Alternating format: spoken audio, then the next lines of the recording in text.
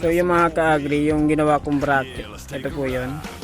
Pagpasensyahan nyo na kasi hindi tayo gano'ng marunong mag-welding. Pasensyahan nyo na yung welding ko. So yung ginamit ko nito mga ka-agri sa paggawa ng bracket is yung ganito lang. I think ano to, 1/2 yung size ng flat bar.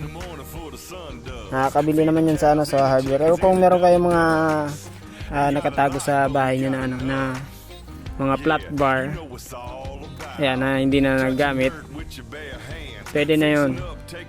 Mag-fabricate na lang kayo. Kung hindi naman kayo marunong maggawa ng bracket, pwede kayo magpagawa sa marunong mag-welding. Ito, hindi naman kasi ako marunong mag-welding, pinag-practicean ko lang. Kaya ganyan yung itsura.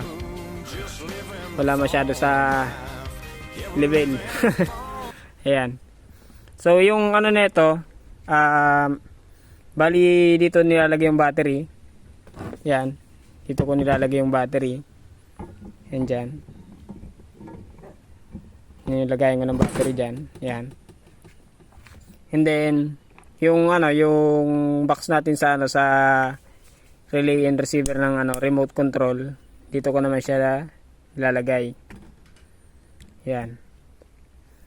Tapos yung pump natin dito naman siya nakalagay. Yan.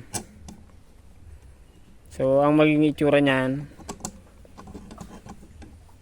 ganyan. Yan yung magiging itsura niyan sa sa natin, sa bracket.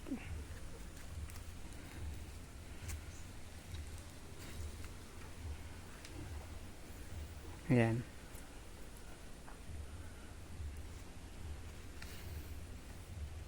Tapos to naglagay lang ako ng binutasan ko, naglagay ko ng lagayan ng ating voltmeter.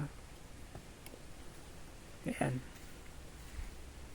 Ayan lang yung yung purpose ng natin, bracket.